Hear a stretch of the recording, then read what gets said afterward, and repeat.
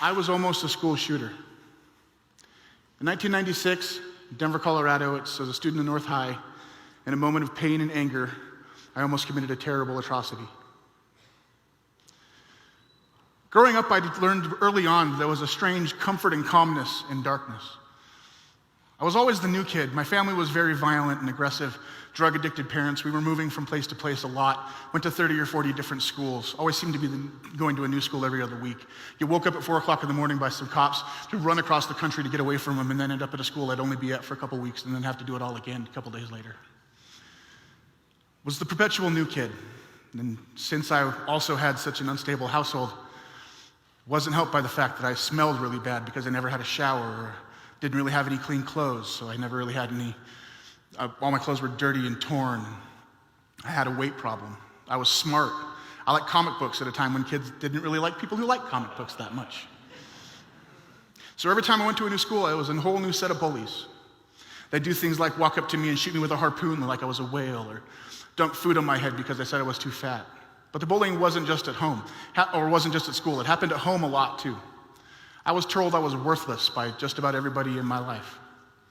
And when you're told you're worthless enough, you will believe it. Then you're going to do everything you can to make everybody else agree with it too. And so I did. I wrapped that darkness around me like a blanket and used it as a shield. It would keep the few that would agree with me close, but it kept everybody else away. I always had heard in life that there was good people and bad people. I must be one of the bad people, so I guess I would have to just do what I was supposed to do. So I got really aggressive. 12, 13 years old, I got really into heavy metal music, and I was the mosh pit when I went to concerts. The abuse just never seemed to stop. I got into cutting around 14 or 15 because I figured that there was all this extreme emotion going on in my life I had absolutely no control over. Had to find some way to find control over something, so I took to cutting myself. I still have the scars to this day. 15, 16 years old, I ended up homeless. My parents had long ago kicked me out because I didn't want to deal with their drunken fighting anymore, so I was living on the streets. I had thought I had pushed all my other friends away too, shoved them all away by lying to them or stealing from them or doing everything that my family taught me how to react to everybody, which was the complete wrong way of how to react. But I had no idea. I was just going on what I was taught. Finally, 16 years old, I'm sitting in my best friend's shed, who I thought I had already pushed away too by stealing from him and lying from him, laying in this shed with the roof wide open, rain pouring down on me into a dungy gray chair that was covered in cobwebs and dirt, hadn't been touched in months. And I'm sitting there with my arm covered in blood, knowing that if I didn't do something, I was going to kill myself soon. So I did the only thing I could think of to do. Grabbed a phone book and I called social services.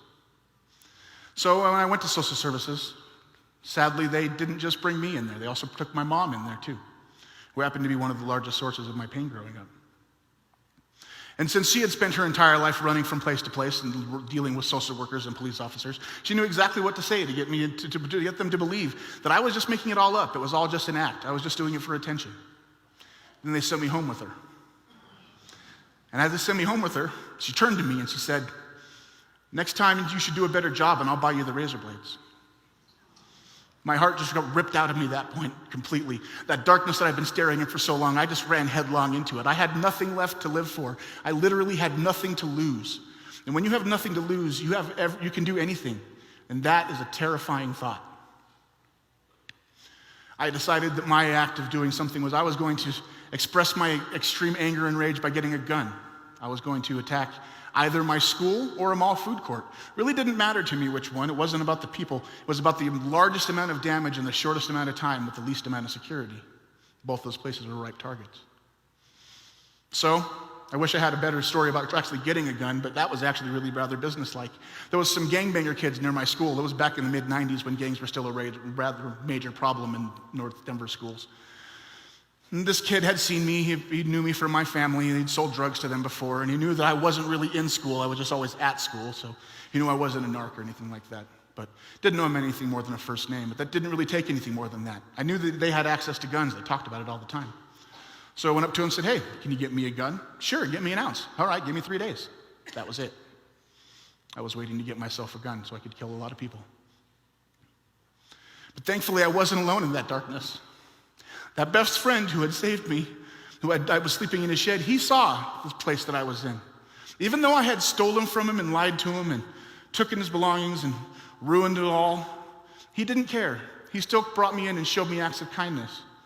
Just simple acts. It wasn't the kind of overbearing kindness where they come to you and they say, is there anything I can do to you? Is there a program I can get you in? Is there something I can do to make you better? How can I help you? It was literally just sitting down next to me. Hey, would you like a meal? Let's watch a movie. Treat me like it was a Tuesday. Treat me like I was a person. And when someone treats you like you're a person, when you don't even feel like you're human, it'll change your entire world. And it did to me. He stopped me with his acts of kindness from committing that atrocity that day. If you see someone who's in that spot that needs that love, give it to them. Love the ones you feel deserve it the least because they need it the most. It'll help you just like as much as it helps them. We're in a really big, dangerous spot right now with this trend of arming the teachers and looking out for the kids who might be the threat in schools and maybe turning them into the FBI. What's that going to do to a kid who's in the position that I was in 25 years ago, who's alone and depressed and abused and is just sitting there hurting, and someone thinks that they're a threat? So he gets turned into the FBI, and 1 month of pain turns into a lifetime of legal trouble because one person thought he was going to be a problem. Instead of looking at that kid like he's a threat, look at him like he might be a friend. Look at him like you might be able to bring him into your fold. Show him that it's just a Tuesday. Show him that he's worth it. Show him that he can exist in this pain, even though it's intense, that at the end of it, there is a light at the end of the tunnel. I found my light. Now I'm a happy family man. I have a father of 4. My wife and my daughter are in the audience today.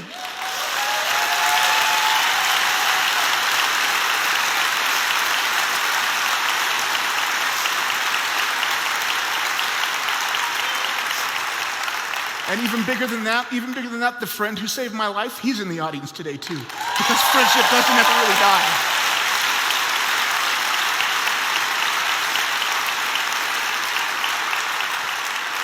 We have to give love to the people who we think deserve it the least. Thank you.